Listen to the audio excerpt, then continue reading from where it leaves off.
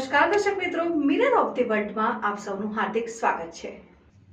પ્રથમ સોમવારે વહેલી સવારથી જ મંદિરોમાં ભક્તો દર્શનાર્થે ઉમટ્યા। શહેરના કાશી વિશ્વનાથ મંદિર માંજલપુર સ્થિત શ્રી કુબેરેશ્વર મહાદેવ મંદિર ખાતે વહેલી સવારથી ભક્તોએ ભગવાન ભોળેનાથના દર્શન પૂજન કર્યા।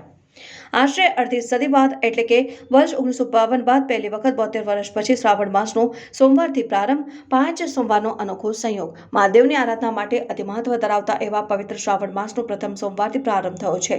જ્યારે 72 વર્ષ બાદ શ્રાવણમાં 5 સોમવારનો અનોખો સંયોગ બન્યો છે।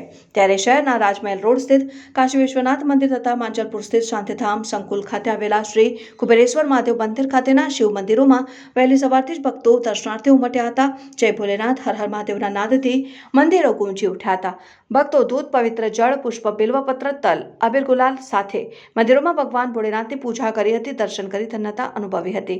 આજથી દેવાદિદેવ મહાદેવના પવિત્ર શ્રાવણ માસનો પ્રારંભ થયો છે। શ્રાવણ માસ ભગવાન શિવની ભક્તિ કરવાનો અતિ પવિત્ર સમય ગણાય છે। આ વર્ષે શ્રાવણ માસમાં વિશેષ સંયોગ સર્જાયો છે અને આ વર્ષે શ્રાવણ મહિનાની શરૂઆત પણ સોમવારથી થઈ છે અને શ્રાવણ માસની પૂર્ણાવતિ પણ સોમવારે થવાની છે। એવો સંયોગ 72 વર્ષ પછી સર્જાયો। આજથી સતત 1 મહિના સુધી શિવાલયમાં ભક્તોની ભારે ભીડ જોવા મળશે। શિવજીને પ્રસન્ન કરવાનો શ્રાવણ મહિનો વિશેષ સમય હોય છે। શ્રાવણનો મહિનો ભગવાન શિવને અત્યંત પ્રિય હોય છે। જે પણ વ્યક્તિ આ મહિનામાં સાચી શ્રદ્ધાથી ભગવાનની પૂજા અર્ચના કરે છે તેની બધી જ મનોકામના પૂર્ણ થાય છે। આ મહિનામાં ભક્તો ઉપવાસ પણ કરતા હોય છે અને ખાસ કરીને સોમવારના દિવસે ભક્તો વ્રત કરી શિવ પૂજા કરે છે। આ વખતે શ્રાવણ માસ દરમિયાન 10 વર્ષ બાદ નવયોગ રચાશે, જેમાં સૂર્ય દૂધનો બુધાદિત્ય યોગ, ગુરુ ચંદ્રનો નવપંચમ યોગ, ગુરુ ચંદ્રનો ગજકેસરી યોગ, ચંદ્ર મંગળનો કુબેર યોગ અને શનિનો શશક યોગ રચાશે।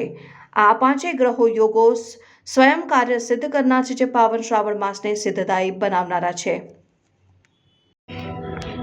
આજથી આપણા હિન્દુ ધર્મનો સૌથી મોટો પવિત્ર માસ, પુણ્ય પવિત્ર શ્રાવણ માસની શુભ શરૂઆત થઈ છે।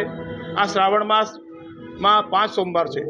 સોમવારથી શરૂઆત છે અને પૂર્ણાવતિ પણ સોમવારે છે। સોમવતી અમાવસ્યા છે। 5 સોમવાર છે। આ શ્રાવણ માસ 3 વર્ષે આવ્યો છે। આ માસમાં ભગવાન શિવજીનું આરાધન કરો, પૂજન કરો, અભિષેક કરો, ભગવાન મહાદેવજીને બિલીપત્ર ચડાવો, મહામૃત્યુંજય જાપ કરો, ઓમ નમઃ શિવાય જાપ કરો। આજના સોમવારના દિવસે 5 સોમવારે અલગ અલગ સામગ્રી ચડાવવાનો મહિમા છે। આજના સોમવાર દિવસે ભગવાન મહાદેવજીને ચોખા ચડાવવાથી ઘરમાં સુખ સમૃદ્ધિ, પુત્રની પ્રાપ્તિ થાય, મનોકામના સિદ્ધ થાય। એટલે આજે ભગવાન મહાદેવજી ચોખા ચડાવવાનો ઉત્તમ મહિમા છે। આ પુણ્ય પવિત્ર શ્રાવણ માસ છે। આવો ભગવાન મહાદેવજીને અભિષેક કરો, બિલીપત્ર ચડાવો, ભગવાનનું આરાધન કરો, જાપ કરો અને ભગવાન મહામૃત્યુંજય જાપ કરો।